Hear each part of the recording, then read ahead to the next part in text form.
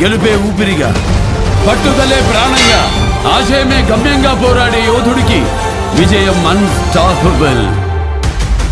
ప్రశ్నల్లో మరింత ఫైర్, సర్దాల్లో మరింత సెటైర్, మీకోసం మరింత రంజుగా.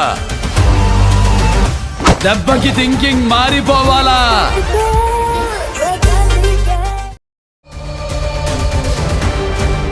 మీకోసం మరింత రంజుగా.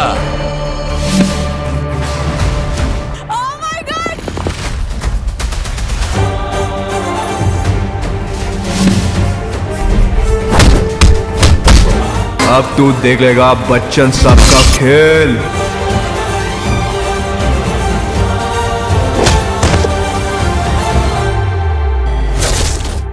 డౌన్లోడ్ ఆహా now.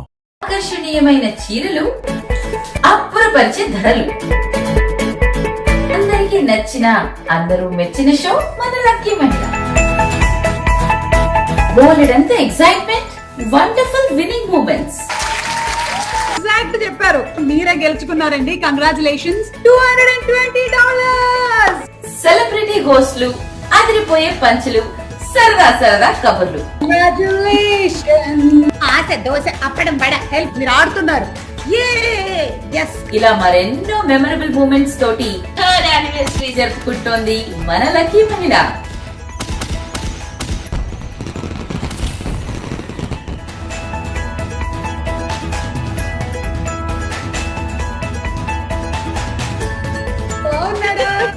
Watch it live only on TvAsia Telugu. మీ అందరికీ థర్డ్ యానివర్సరీ శుభాకాంక్షలు.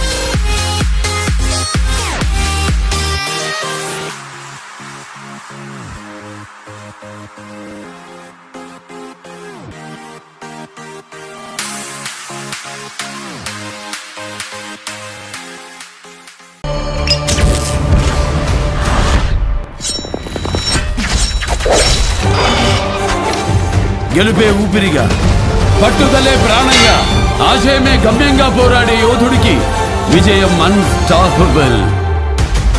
ప్రశ్నల్లో మరింత ఫైర్, సర్దాల్లో మరింత సెటైర్, మీకోసం మరింత రంజుగా. దెబ్బకి థింకింగ్ మారిపోవాలా?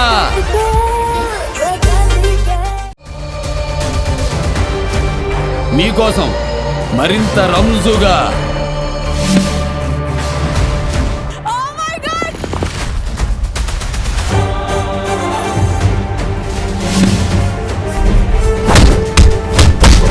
अब तू देख लेगा बच्चन साहब का खेल.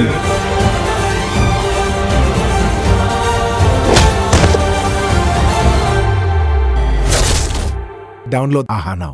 ఆకర్షణీయమైన చీరలు, అప్పురపరిచే ధరలు, అందరికీ నచ్చిన, అందరూ మెచ్చిన షో మన లక్కీ మహిళ.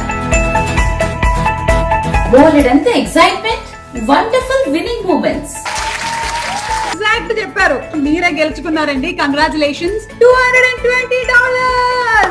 సెలబ్రిటీ గోస్ట్లు, అదిరిపోయే పంచులు, సరదా సరదా కబుర్లు.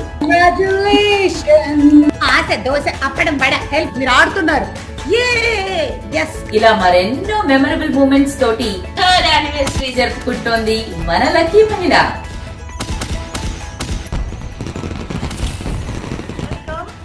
Back to our talk show with experts. Manatona mana immigration expert Rebecca Chen. Rebecca, thank you so much for being on the show today. Thank you for having me. All right. And for folks who come here, this show is being brought to you by Malabar Jewelers. They've opened a brand new store in Dallas. Do not wait any further. Go with the gold rush and buy yourself the best. And if you guys are watching, buy your wife some stuff as well, because it'll make them happy, trust me. And the program has been supported by movers.com and AHA OTT platform. You can call our expert at 1-833-882-8872. The number again is 1-833-882-8872. It's a toll-free number. Watch us on Yup TV, Facebook, YouTube, Sling TV, World BBTV, as well as Dish Network.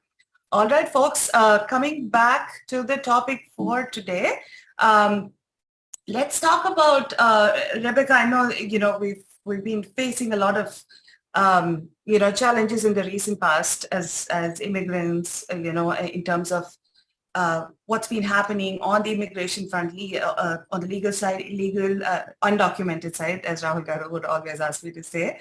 But can you talk about some of the challenges and opportunities of immigrating to the US as an Indian person, or, a Southeast Asian person, I would say? Right. Yeah. So there are probably more challenges than opportunities. They kind of outweigh the opportunities at this point. I mean, one of the main advantages is that because there is such a large proportion of Indian nationals who immigrate to the U.S. through the employment-based method, there is, I would say that for Indian nationals, there is a lot more knowledge and education about the immigration process and system than applicants from a lot of other countries. There's a great, network among Indian nationals that kind of educate themselves about the immigration system. The main challenges, of course, are the backlog in the visa bulletin, which you have discussed many times in this show in the past.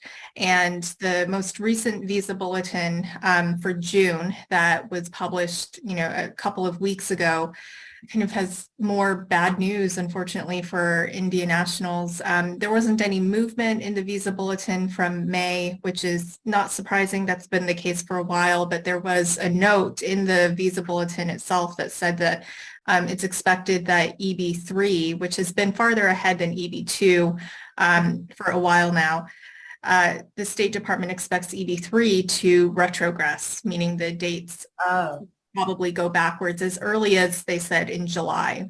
So, oh, wow. Okay. Yeah, so we don't know by how much or whether it will be July, whether it might be later, but in general, it's just kind of more bad news on the visa bulletin, and of course on for individuals who are waiting for years to be able to file their I-485 adjustment of status.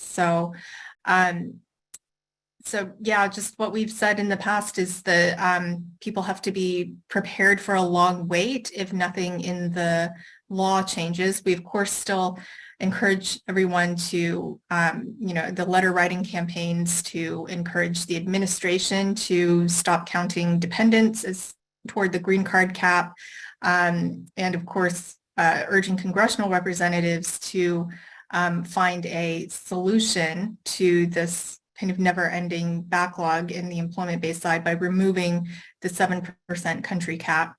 We are still always advocating for that, but in the meantime, people in this line need to be prepared for a long wait, which means the practical steps they can take to sort of set themselves up in the best position they can, given the circumstances, would be if you're still in your first 6 years of H-1B status, it is still worth getting the PERM labor certification earlier rather than later, since PERM is still taking a very long time. 18 months is kind of standard now, and getting the I-140 approval, because you do have a number of benefits from having the I-140 approval.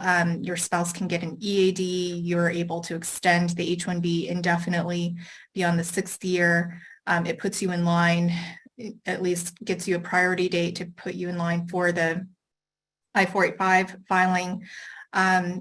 So those are the steps that people should be taking still, but from there, basically to be prepared to be in H-1B status for a long time, unless something in the law or policy changes.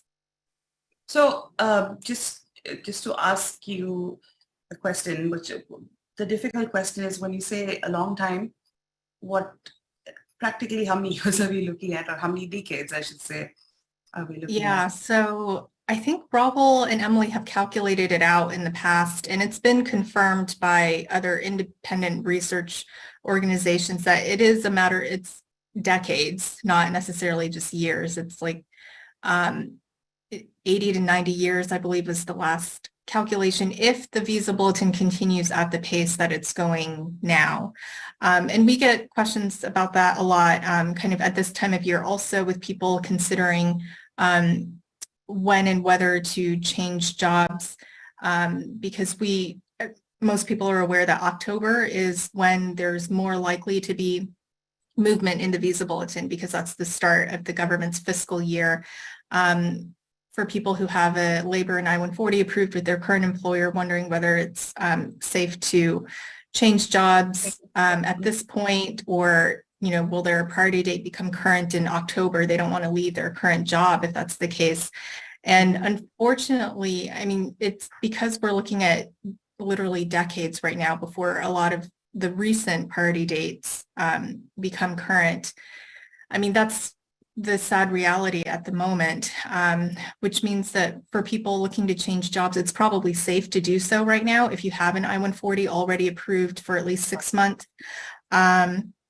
But yeah, unfortunately, that's kind of we're looking at decades unless there is action on the government side to do something about this backlog. Got it. Thank you. Thank you, Rebecca. All right. I just had a couple of other questions. Just wanted to quickly touch base about the second lottery that's coming up, and can you just briefly touch upon, what people can do for that? How can they be prepared, or is there something additional that they can do that they haven't done up until now? Right. So, as I think Raul has updated everyone in the last few weeks, because of some of the statistics that came out that we got recently from the first lottery, and as the statistics that confirmed that there was kind of massive fraud in the registrations this year, it seems pretty certain that there will be a second lottery conducted later this summer. The time frame that we're looking at, in the past when USCIS has done a second round of selections, it has usually been in late July or early August. Okay. It definitely won't be any, at the very least, it can't be earlier than June 30th. June 30th is the deadline for anyone selected the first time to submit their applications. So USCIS won't know until June 30th how many they actually received and how many visas they have left in order to do a second round of selection. So I'd say sometime in July is the most likely period of time.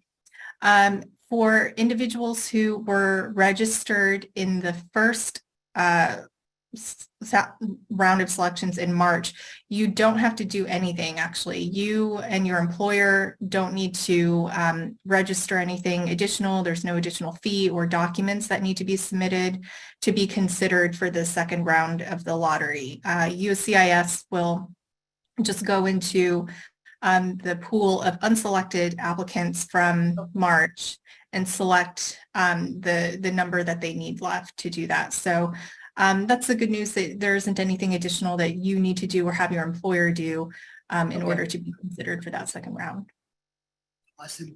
And the H-1B fraud case that we've been sort of following on our show for the last few episodes as well, has there been any significant update on that, or have they started moving in on the employers and employees already?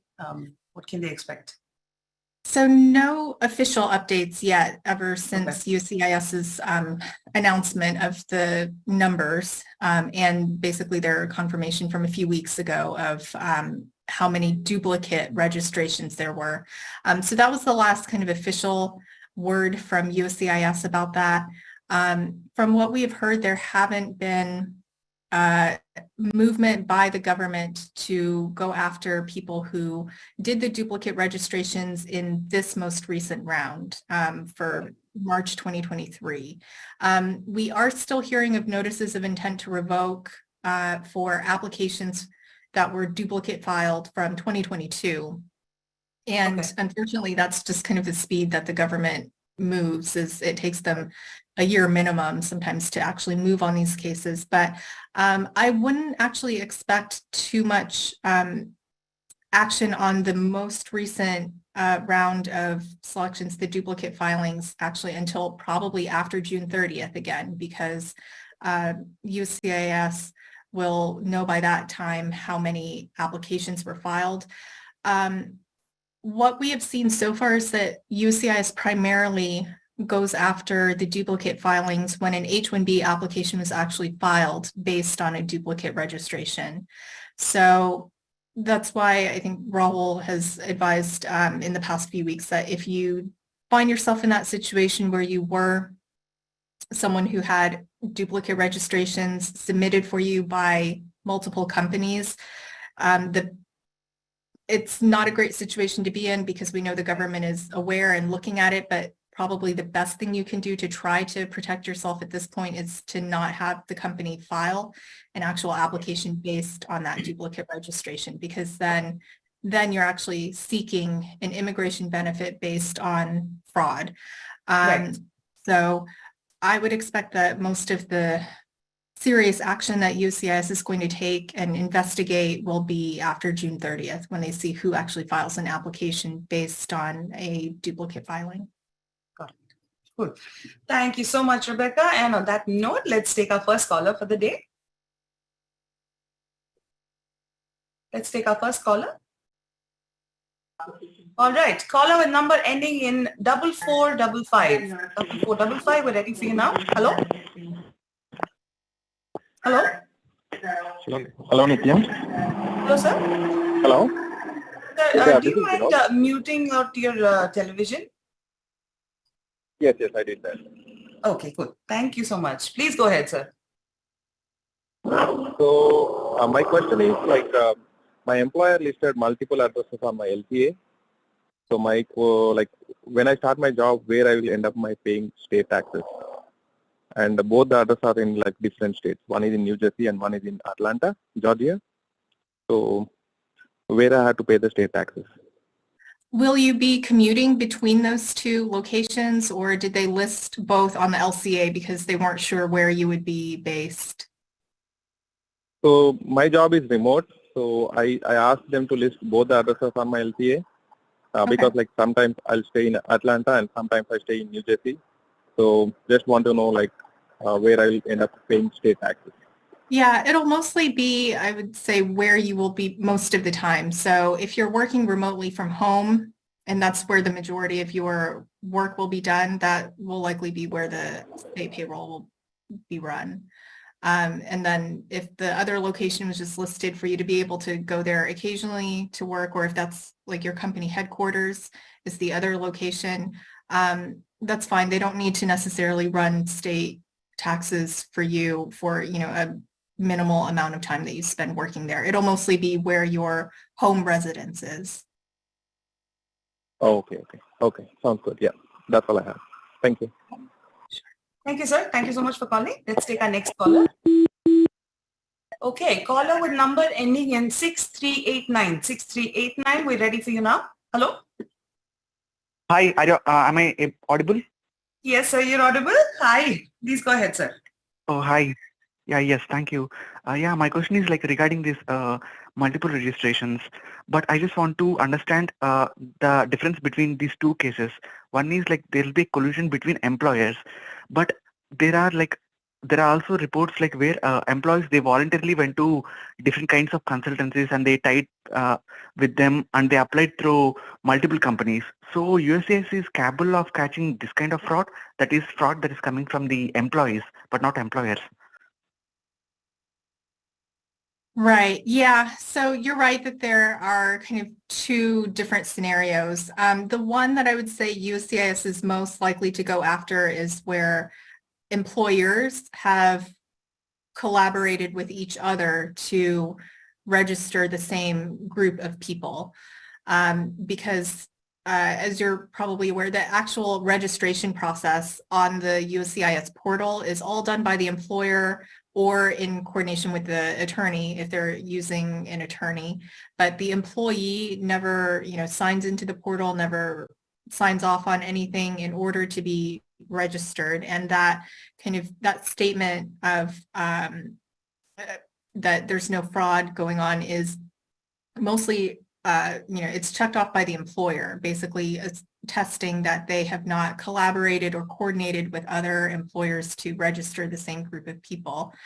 So I would expect that USCIS's investigation and their targeting of the fraud investigation will be primarily on the employer side.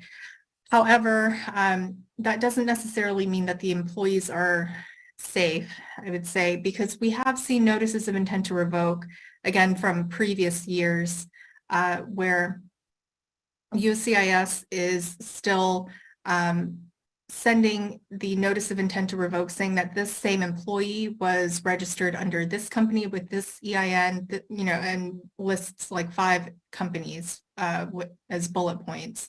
So if it wasn't the employers that collaborated with each other and it was the employee going to multiple companies, there could still be some repercussions there, because when you're in a company that's registering people for the lottery, one of the things that you are supposed to be aware of when you file that registration is that you're saying that you have a genuine job offer for that employee.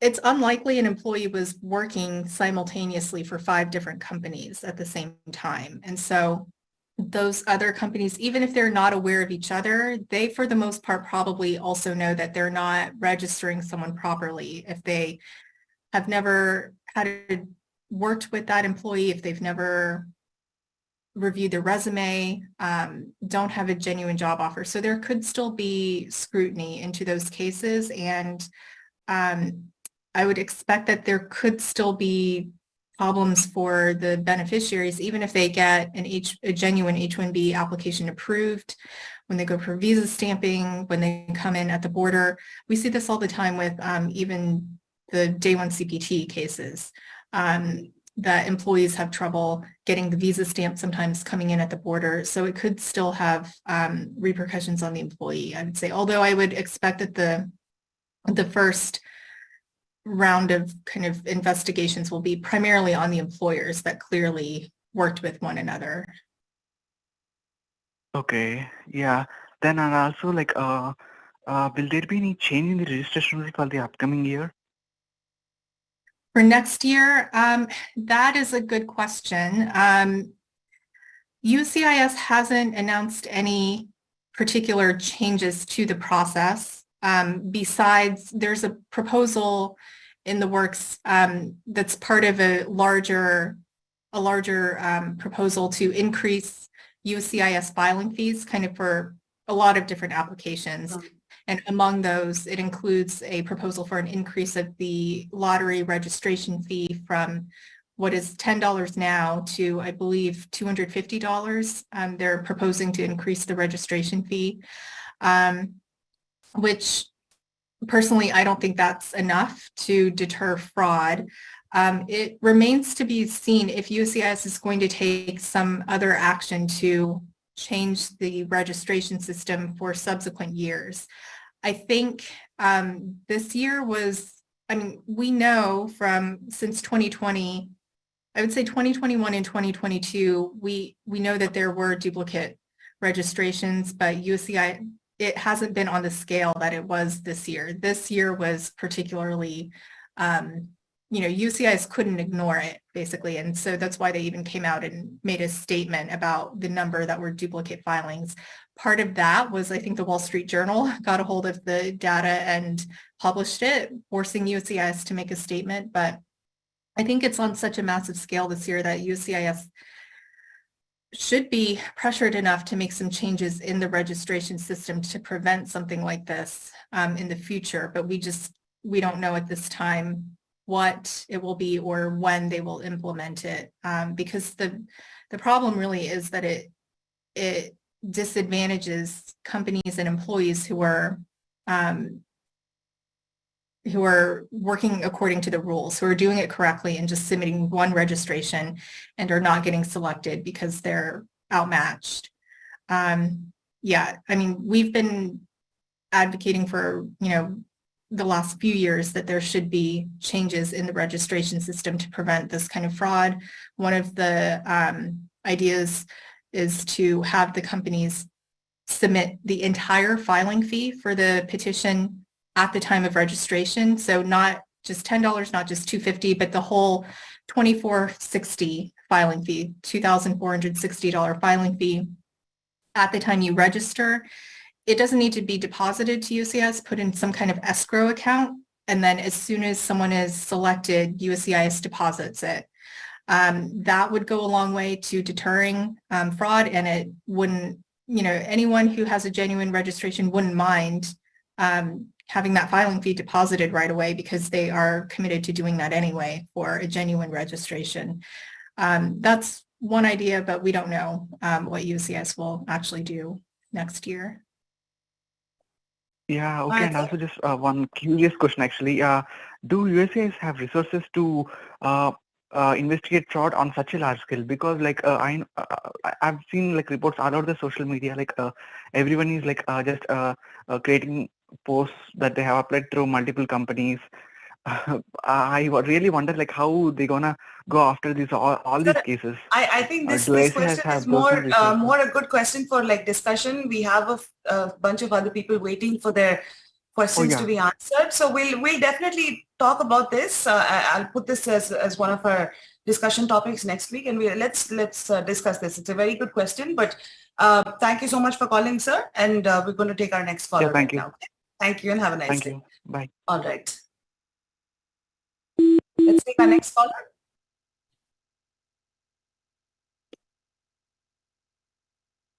Next caller, please.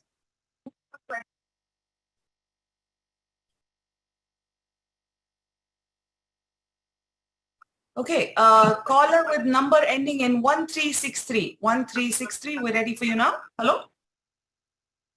Hello. Hello, sir. Are you able to hear? Yes, sir, we can hear you. Hello, Please are go you ahead. able to hear? We can hear you, sir. Yeah, Please are go you ahead. able to hear? Yes. I have one quick question. Yeah, my friend came to US on 2007 on H-1B. He worked for 3 months. Then due to some situation, he went back to India. Now he wants to come back to US. Can he consider as a cap exempt? Yes. So as long as he was in the U.S. in H-1B status for at least 1 day, so if he was here for 3 months working in H-1B status, even if it was a long time ago, like 15 years ago in this case, he is considered counted in the cap, so he would not need to go through the lottery again. He would need, hopefully he still has a copy of that previous H-1B approval notice and his H-1B visa stamp.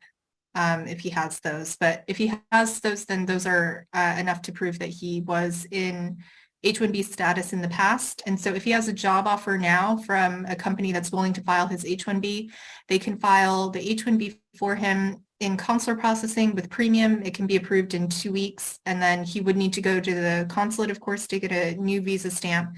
But once that is done, he can come into the US. He would not need to go through the lottery again. Thank you. Sure. All right, sir. Thank you so much for calling, sir.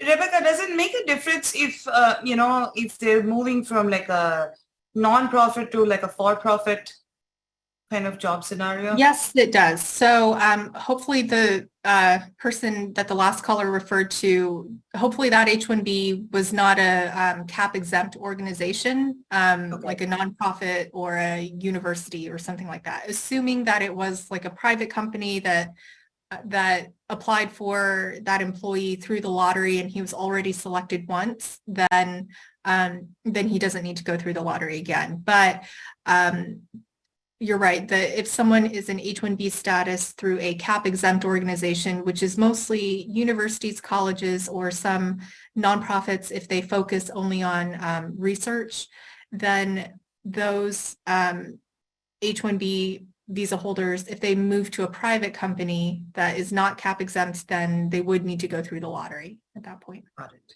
Thank you, Rebecca. Let's take our next caller. Caller with number ending in 1847. 1847, we ready for you now? Hello?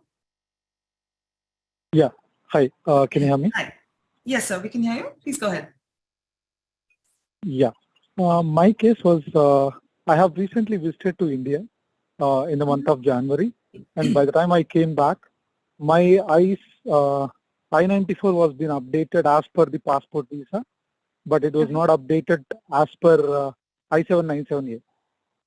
So, and the case is, this one is for the 2020 to 2023 H1B. So I have filed 2 employers, which is a genuine one, with the 2 different clients attached.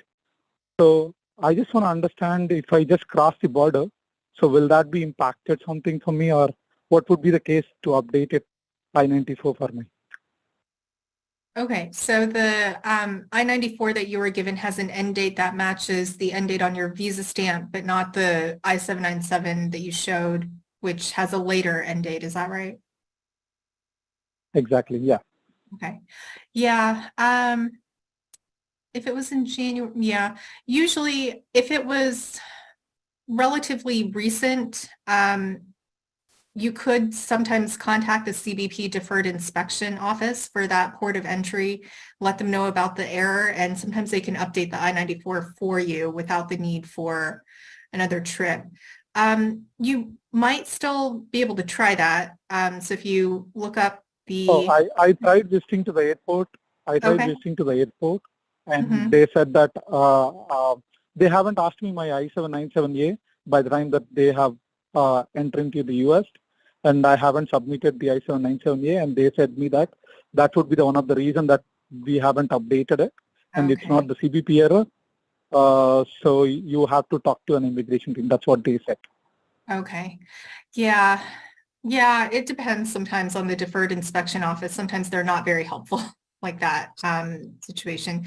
Yeah, so in that case to get it updated, you can do, like you mentioned, just cross the border into Mexico or Canada if you have a visitor visa to Canada. And if you go for less than 30 days, then, well, no, actually you have a visa stamp, so you don't even need to do automatic revalidation, but you could just cross the border and then come back in and make sure that the I-797 approval notice is shown, and hopefully the officer this time would update it correctly. If you do that, if you are going to Mexico or Canada, I would recommend that you stay in Mexico or Canada at least for 24 hours. If you go and come back, like if you go and turn around, come back the same day, sometimes the I-94 and travel history don't get updated because a lot of times CBP won't update it if you're just like a day traveler. So if you're going to do that, stay at least 24 hours. But when you're coming back, hopefully that officer will do it correctly. And Rebecca, correct me if I'm wrong, Rahul Garu did mention that these people have to fly to either Mexico or Canada, not go by road, right? Is that correct? Yeah, that would also be recommended if possible. What we've also seen sometimes is even if you are staying for at least 24 hours at land border points of entry, especially along Mexico and Canada, Mexico and US border. Yeah, for some reason, land ports of entry are not always going to update the I-94 either. Okay, got it. Sir, go ahead with your second question, please. So the thing, my case was 2020 to 2023 is the H1. 2020 was the lottery were picked up with the 2 employers, but I have rejected one and then I have proceeded with the other one. So if I cross the border, will it impact my H1 or something? I mean, I see that there are some, I'm not pretty sure whether the rumors are going on or how it is. The CBP officers have been stopping to enter into the US. So is that would, I mean, what would be the scenarios in these cases? I don't think there's too much risk in your situation. If you were selected in 2020, that was the first year that the electronic registration was used, it seemed like the number of duplicate registrations that year were much less than what we've seen the last couple years, probably because that was the first year that it was rolled out, the electronic system. So if you haven't had any problems so far, no NOIR, no problems with getting the visa at the consulate or entering at the border so far, I'd say most likely there won't be too much risk in you crossing the border at this point.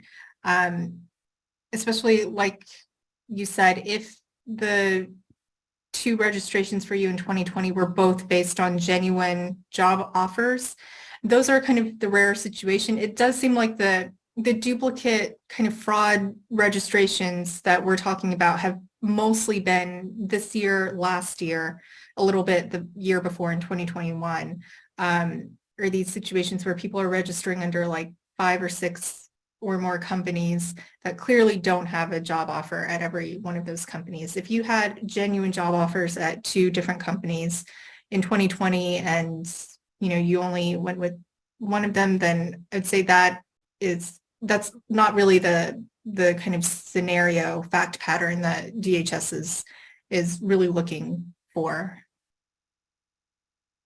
Okay, got you. Thank you. Thank you. Sure. All right. Thank you, sir. Thank you so much for calling. Let's take our next caller, Andy.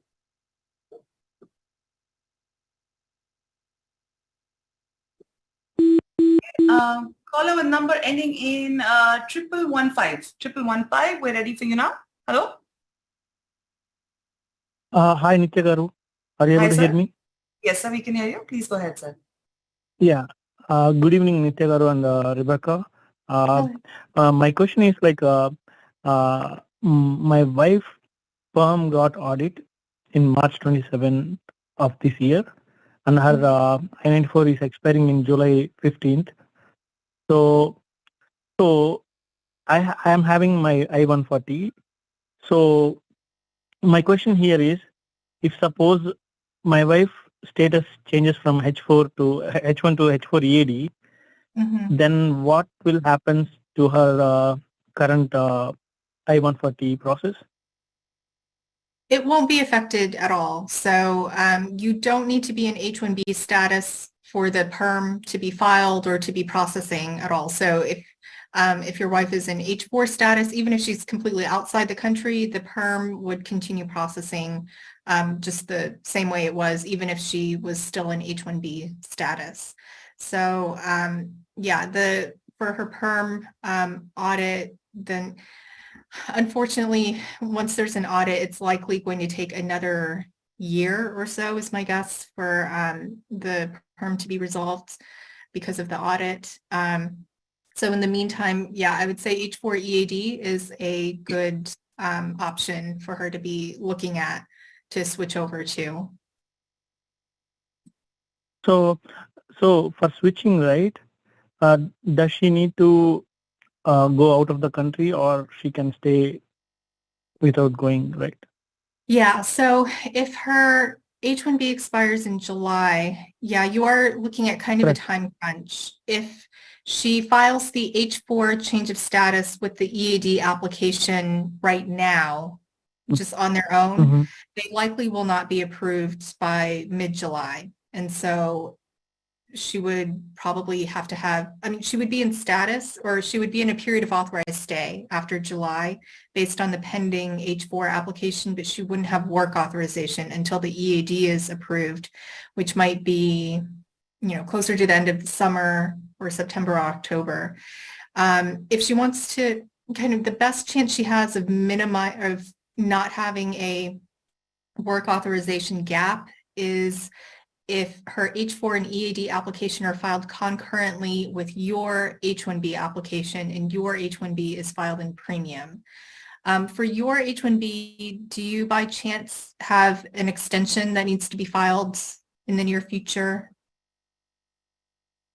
Yeah, I called a few weeks ago Rahul Reddy, and he suggested to put all the 3 at a time. So. Yeah, so if I'm going to do that. Okay, great. Yeah, that would be the best bet. In the next month or so, if your company is willing to file your H-1B, even if it's not scheduled to be extended anytime soon, if there's been any minor change in your job profile, like a increase in salary or a slight change in job duties, the company can file it as an amendment plus extension, and it can be filed at any time. And if it's filed in premium processing, then all three can be filed together, and they will be approved at the same time. So that is kind of the best chance, I would say, for your wife to get the H-4 EAD before July and be able to continue working without interruption. Okay, and one more thing, Rebecca. If suppose her employer continues her green card process, if she gets I-140 approved, so can she directly change from H-4 EAD to I-140 without going out of the country? So once the I-140 is approved, she would be eligible to change back to H-1B. And at that point, her company could file the H-1B change of status application for her. And she would not need to go out of the country to do that. If she's in H-4 status at that time, when the I-140 is approved, then the company can file a change of status for her from H-4 to H-1B. Although there isn't necessarily a rush to do that,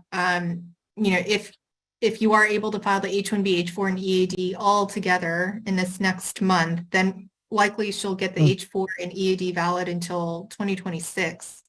And, she can work on that H-4 EAD and then just change over to H-1B when her company is ready to and the I-140 is approved. There's not really any rush to move back over to H-1B.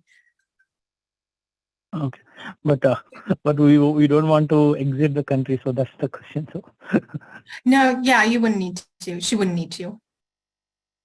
Okay. All right. Thank you so much for you, your sir.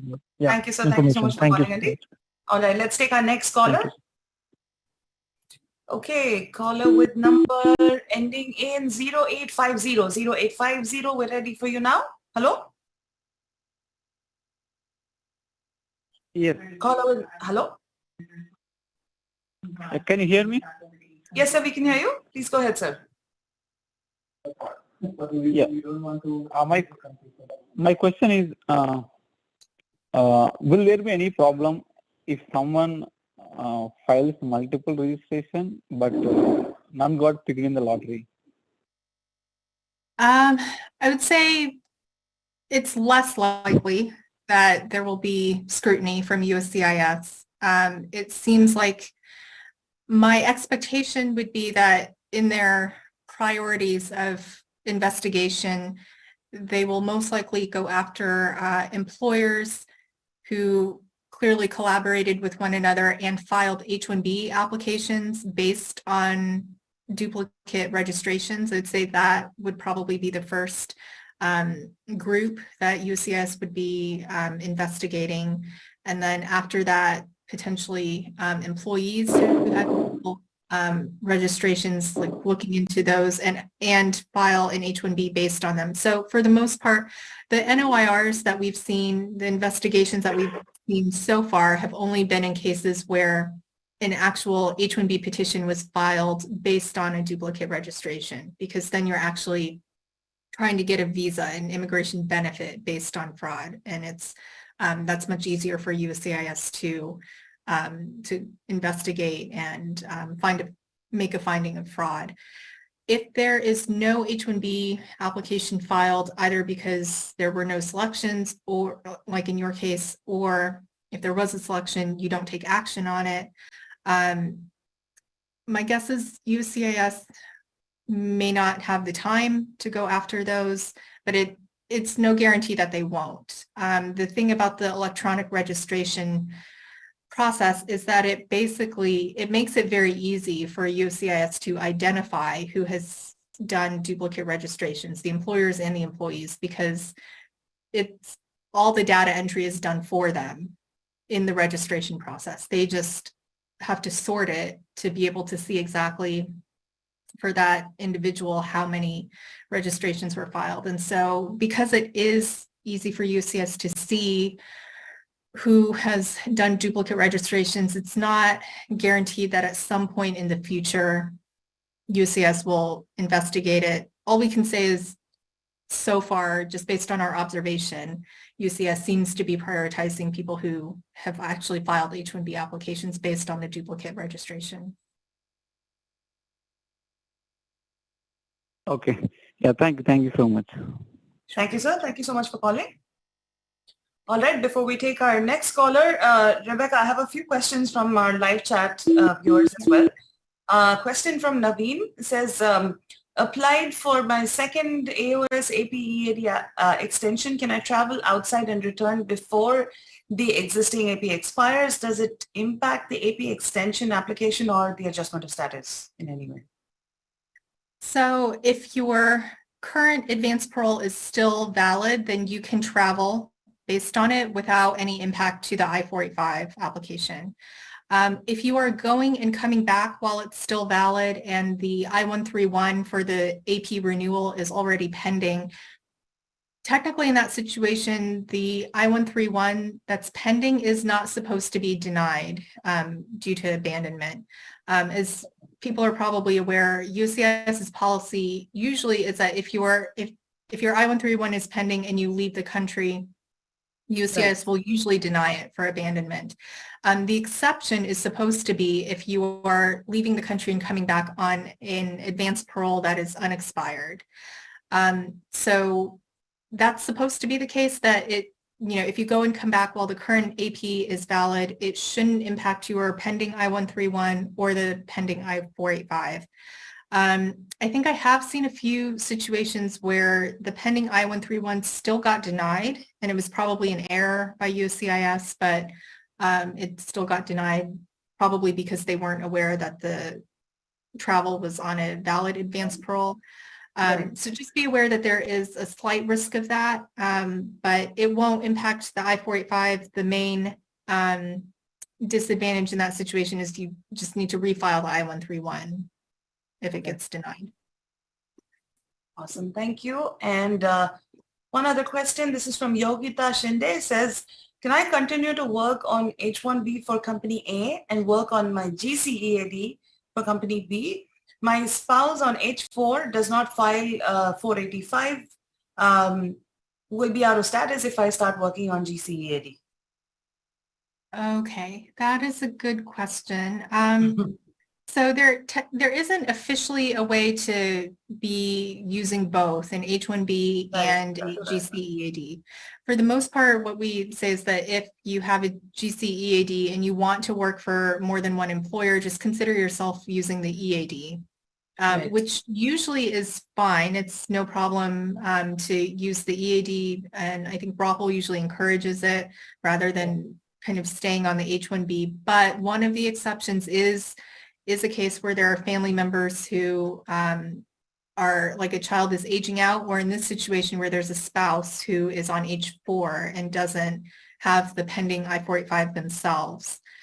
So since the spouse in this case needs to stay on H4, isn't able to, has no other status to be on, I would say in this situation, it would be safest to stay on the H-1B and not use the GCEAD until the spouse can file their own I-485. So in such a scenario, would it be recommended that they can file for a concurrent H-1B if they want to work for company B as well? Yeah, so that would be the solution basically. So a concurrent H-1B is absolutely fine as long as the second employer is willing to file the H-1B for you. Then just make sure they're aware they have to file it requesting concurrent employment.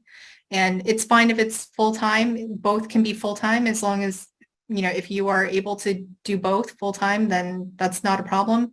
And you don't have to wait for the concurrent H-1B to be approved in order to start working for the second employer. Once it is filed, you can start work for that employer B. Okay, great. Thank you, Rebecca. Let's take our next caller. Okay, caller with number ending in 6560. 6560, we're ready for you now. Hello? Yes. Hello, Yes, sir? miss. Yes, I'm Naidu. Yes. Hi, sir. Please go ahead, sir. Anita Garu and good evening. I have one quick question. I want to apply my H1 extension with extension of H4 extension and H4 EAD extension in a premium processing. Do I need to pay 3 different 2,500 for all 3 premium process or only one fee? No, you don't. So you only need to pay one $2,500 fee for the premium processing. That's because technically only the H-1B is eligible for premium the premium processing is really for the H-1B only. And then it's just that USCIS's policy now, ever since the lawsuit and the kind of settlement, the USCIS's policy now is that for the H4 and EAD, if they are filed concurrently with the H-1B in premium, then the H4 and EAD will also get the benefit of premium and be approved at the same time. But you only need to submit one $2,500 fee for the premium. Okay. And one more quick question. For EB1A category, it is in one category called high salary. Can any employee, H1 employee can work on two, one is primary job and one is parallel H1, right? So it can be considered both primary H1 as well as second H1 can be considered, both can be, if H1, first H1 got 100K and second H1 get 100K. Can it be considered as a 200K high salary? Oh, for EB1A purposes? Unfortunately not. I would say that that criteria for the EB1A classification is that the salary is considered high for that occupation in that geographic area. I would say UCS will look at it per job. What the salary is for this one job in this area, and then the salary for this other job. And you would just probably go with the highest of the two for the EB1A argument. But you probably wouldn't be able to combine the two to be considered as one salary. Can we consider? No, I would say probably, you would not be able to. Yeah, you can't combine it. Okay. All right. Okay. That's okay. Thank you, sir. Thank you so much for calling in. Thank you, sir. Have a nice day. All right. Let's take our next caller. Caller with number ending in 9506. 9506. We're ready for you now. Hello? Caller with number ending in 9506. We're ready for you. Hello. Hello, sir. Hey, can you hear me, Ms. Yes, sir, we can Ms. hear you. Anicha? Please go ahead, sir. Yeah. Hey, please good go evening. Hey, good evening, both of you. So I have a couple of questions and quickly space in. I have an EB2 EAD that is valid, and I'm going India for a stamping. So now the question is, I'm now on a non-immigrant status, so I'm now on EAD here. So is there something that there should be, in non-immigrant status to travel back to India and get the stamp, visa stamp back and come back in your same, the visa non-immigrant status or EAD? Not anything different than, I would say, any other H-1B visa stamping. So you would mainly just need a copy of your I-797 approval notice, maybe a recently dated letter from your employer confirming that you're employed according to the terms described in your approved H-1B petition, maybe copies of your recent pay stubs to show that you're working for the company. Just kind of those normal documents that you would normally bring for an H-1B visa stamping. It wouldn't really be anything different that you would need to bring based on the fact that you've been using the EAD so far. Okay. So once I step back into United States with my green card EAD on EB2, say I got stamped on H1B, but I still want to use my EAD to be on safer side. So when I step back into the US, United States with my green card EAD on EB2, for say like EB3 dates become current. So can I switch back to EB3 just like that? So that's fine that you can use the H-1B to enter the US. I assume you're using the H-1B because your advanced parole isn't approved, probably. It got filed separately from the EAD or it's just still pending. So in that case, you can enter using the H-1B, you can work using the EAD. And then if it's an EB2, if your priority date does become current in EB3, what you would need to do if you don't have a separate I-485 filed in the EB3 category that's also pending, you would need to submit an I-485J supplement that asks USCIS to transfer the underlying basis of the pending I-485 from EB2 to EB3. And you hopefully have, I guess, an EB3 I-140 approved also? Oh yeah, I do have an approved EB3 I-140, okay. But my question is like I have my son's CSPI age covered in EB2, so like I don't want to file a 485J in EB2, and I just want to keep the EB2 as is, and I want to switch not switch. I want to file another EB3 I-485. So can I do that? Yeah. Yes, that is another option if you want to just keep that I-485 and EB2 ongoing independently. Then when your priority date becomes current in EB3, you can just file a new I-485 in the EB3 category. You do need to be careful, however, depending on your son's age at that time, if you are current in EB3 and can file the I-485, but your son's age would not be locked in EB3 at the time of filing, you may not want to do that separate filing, because if your I-485 gets approved in EB3, but your son was not able to file an EB3 along with you, that may, put him out of luck with the CISPA, because CISPA right now would only be according to the EB2. So it depends a lot on kind of the timing of when CISPA was applied, when your son's age was locked in, what the age would be at the time EB3 becomes current. So I would definitely consult with an immigration attorney before making any moves in the EB3 side, if it becomes current before EB2. I appreciate your response, Ms. Rebecca. Thank you so much, both of you. Sure. Thank you, sir. Thank you so much for calling. All right, Rebecca, I have a few questions from the live chat viewers as well. Question from Abhi. He says, I-485 application I submitted with a few sections blank rather than filling not applicable. Will that cause a rejection of my application, or should I send in a new application? That should be fine. If it wasn't anything crucial, if it was just something like if it was the spaces that ask for your children's names and you don't have children and you just left it blank, that should be fine. Or other things that are similar like that.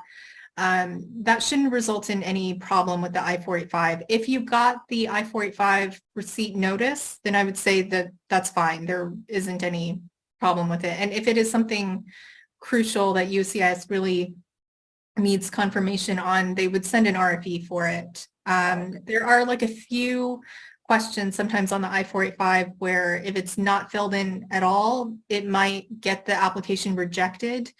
But if you got a receipt notice, that means it wasn't rejected. I know that was kind of a that was like an old Trump administration, very strange policy where at one point they were saying that everything needed to be filled in NA if like basically nothing could be blank. Everything had to be filled in NA if it wasn't applicable. Mm-hmm. And that was just kind of an overreach on the Trump administration side from, a few years ago. We have not seen really the application of that policy under the new administration. If it's something that is pretty clear from the application is not applicable and you didn't put NA, I don't see that resulting in a rejection. Okay, thank you. All right, one other question. Sorry, this is from Jayanti Kumar, says, I have an EAD currently filed, the EB2 485J. If I change my employer, should I start labor again with the new employer? So if the I-485 has been filed and pending for at least 180 days, then that allows for a provision called AC-21, where if you change employers after 180 days that the I-485 is pending, you can keep the I-485 alive as long as the job that you're moving to is same or similar to the one described in your approved I-140 petition with the previous employer. So it shouldn't require a whole new perm and I-140 by the new company unless you are moving before that 180-day mark and the company that filed your I-140 withdraws the I-140 as a result of your leaving. If that's the case, then that will cause the I-485 to fall through and you would need to start over from scratch basically with a new company. But hopefully that's not the case if you if it's been 180 days. Okay. All right. Question from Jagan says, my 6-year term is expiring in March 2024. My perm was filed in November of 2022. Will I get another 2-year extension in case of any delay or audit? Okay, so the good news is that the perm was filed more than 1 year before the 6-year, before the 6-year mark, it sounds like. Is that right? November 2022. 24 is, March 24 is the expiry, November 22, like almost 2 years, I would say, right? Okay, yeah, so if the perm is still pending for some reason at that point, when you're approaching March 2024, you would be able to at least get a 1-year extension of the H-1B based on the fact that the perm has been pending for more than 1 year.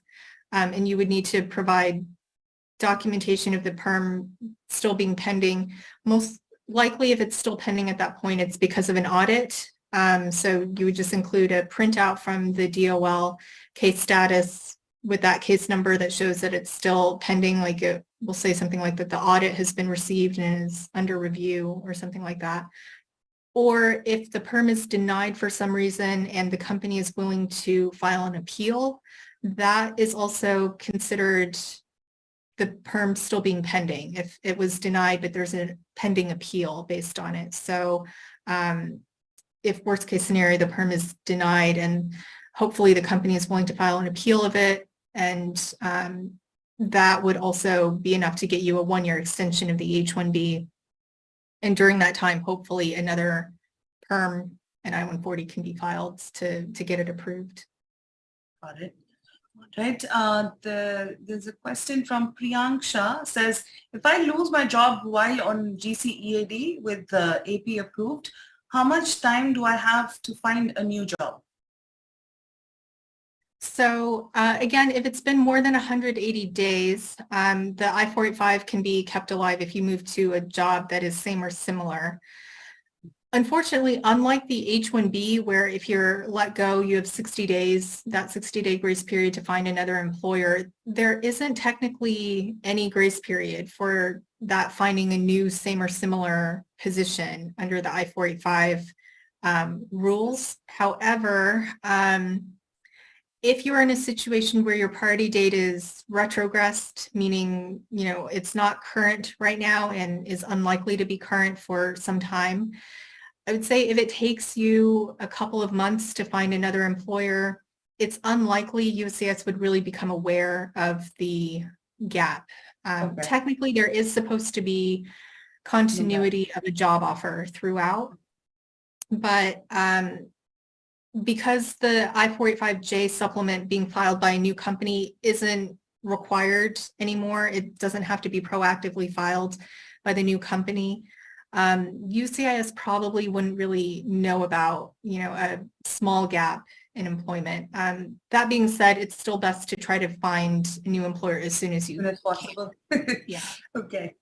All right. Thank you. And I have a question again from It's That Netra. Says, I'm planning to travel to India, but my son's USA passport renewal is under its expired service is still in process. What are my options to receive his passport on time without changing my travel dates? I don't know if this. Yeah, that is pretty hard. I know the US passport renewal has been taking a very long time recently. I know there is an expedited service for US passport renewal. As far as I know, that is the only way to kind of try to get it back faster. And I think even under the expedited service, it's still something like 4 weeks is still the fastest it can go. So hopefully that is enough for you to not have to change your travel plans. If the travel plans are based on some kind of family emergency, and it has to be pretty extreme, I would say, to qualify as an emergency, you can sometimes get assistance from your congressperson's office. They have federal liaisons in every congressperson's office that can reach out to agencies like USCIS to try to expedite something, but it usually needs to be a pretty extraordinary situation. I would say if it's just kind of a standard vacation for the summer, most likely they won't be able to assist with that. Okay. If I may, so I ran into a similar situation recently, like in January when we were trying to leave to India. And the same thing happened with my kids' passports as well, because I had them on expedited and I didn't receive them on time. But they did have a provision on the passport office website where they told us that if your travel is within like a week or two, then you're allowed to call them with the actual date of the travel. Like you need to show them like a copy of your air ticket or something like that. And it's only like a very small window actually. I think it's like a week or 2 weeks that they allow you before your travel date that you can call them. And that's the only situation where they can expedite it to a point where they can just get it for you before you leave. Because I think the sort of recent hike in like the jet fuel prices and subsequently the air tickets has sort of prompted them that, they will help, but within only like if it's really getting close, cutting it tight. So I think it's only like a week in advance, but look for that on the passport website and you'll be able to call them at that number and, sort of talk to them and let them know that this is when you're traveling. So if that helps, but sorry, Rebecca. Yeah, that's good to know. No, I wasn't aware of that. Yes, I do. I was only aware because we just went to India in Jan and came back. So it was just one of those weird. Yeah, that's good to know. All right. I have a question for you from Dharmil Petwa. I think it's more of a venting, Dharmil. I have filed my 485 in September of 2022. Priority date is always current. I see everyone before me and after me get approvals. My case is stuck at Kendall, Miami field office. Can I do anything? Okay, so let's see. Filed in September 2022, which means, it's been over 6 months at this point. Yeah, if the priority date is current, so a little over 6 months is not too bad. We have seen worse sometimes, and I know like the caller also said they've seen people who filed later get theirs also, which we've seen also. It's definitely not first in, first out. It's very mysterious, USCIS's process for which cases they put in order. But as far as where to go from there, an e-request probably isn't possible right now because the e-request website will not accept a request for something that they consider within normal processing time. Really, the only other route that you may be able to look into is litigation, which you can contact Stephen Brown in our office, is the head of our litigation department. He has filed I-485 delay cases or filed lawsuits against USCIS for unreasonable delays of I-485 processing. I know one of the conditions for those suits is that the priority date has to be current according to the final action dates. So make sure that's the case. Your date is current according to Chart A on the visa bulletin. And then I believe he mostly looks at cases that have been pending for at least 6 months. So it looks like it's a little over 6 months in this case. But if you do want to explore that option, especially with the threat of the dates retrogressing even further later this year. Yeah, that may be something that you want to contact someone to see if your case is a good one or appropriate one to potentially litigate on. Okay, thank you. All right, let's take our next caller.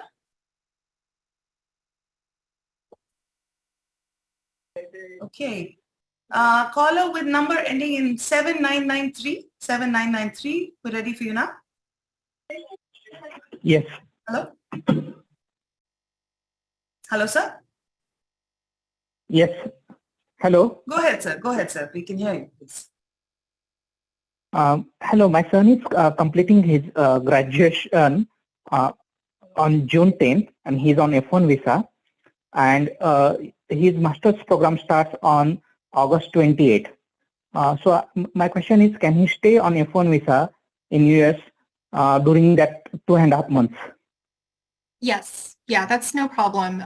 So he can continue on F1. The main requirement is that the program start date be within 5 months of the prior program end. So yeah, that's no problem. He can stay here for the summer and then start his graduate program. Thank you very much. That helps. Sure, I can actually literally hear you smiling now. Yeah? You must be super relieved, right? That your kid is going to be able to stay now? Yeah, yes. That's true. All right, sir. Thank you for calling us. Please have a nice day. Thank you, sir. Same to you. Thank you. Thank you, sir. All right, I have one last question for you. This is from Srini. Says my priority date under EB2 is April 2012. Can I downgrade and apply under EB3? Do I need to submit the I-140 and 485 concurrently? And how long is the I-693 valid from the date of signing by the civil surgeon? Is it 60 days?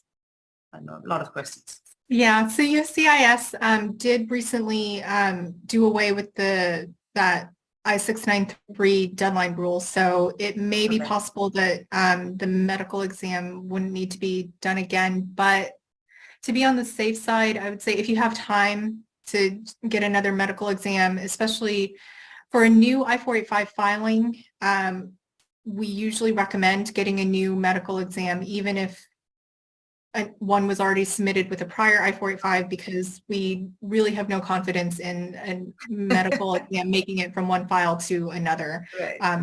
They go to different offices, service centers sometimes, so it would be safest to just get a new one with this filing. Yes, so if your priority date is current under EB3 right now, or at least in June, EB2, I would definitely... Rebecca, he says priority date under EB2 is April of 2012. Okay, and then asking if he can downgrade and apply to EB3, and if he needs to submit the I-140 and 485 concurrently for that. Okay, yeah. So in EB2, his priority date is not current, but it is current in EB3. So in order to take advantage of that, he would need to file. If he doesn't already have an I-140 approved in the EB3 category, you would need to get your employer to agree to file an I-140 in the EB3 category, which is the downgrade, filing a new I-140 in the EB3 category. It can be based on the same perm. So if you're with the same company that did your EB2 I-140, they don't need to go through the perm again. That's an important thing to let them know, to try to convince them to do the EB3 downgrade.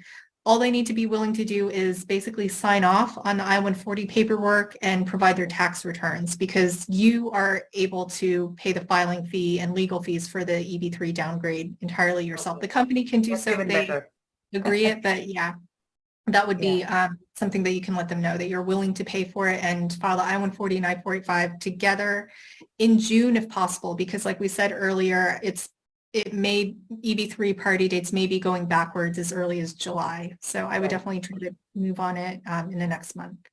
Okay. All right. Thank you, Rebecca. And to all our viewers, thank you so much for calling in and sending us your questions on live chat. Rebecca, really appreciate you patiently answering everybody's questions today.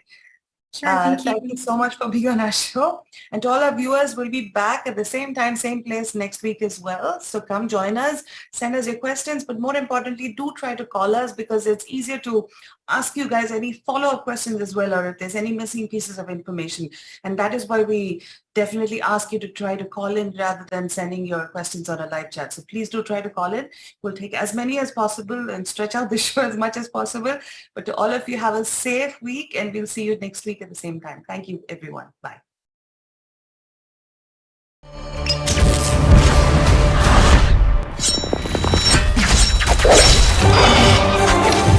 గెలుపే ఊపిరిగా, పట్టుదలే ప్రాణంగా, ఆశయమే గమ్యంగా పోరాడే యోధుడికి విజయం unstoppable. ప్రశ్నల్లో మరింత fire, సరదాల్లో మరింత satire, మీకోసం మరింత రంజుగా. దెబ్బకి థింకింగ్ మారిపోవాలా?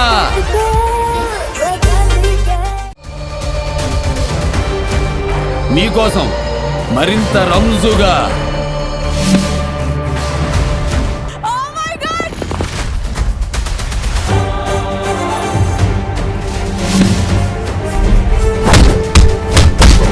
अब तू देख लेगा बच्चन साहब का खेल.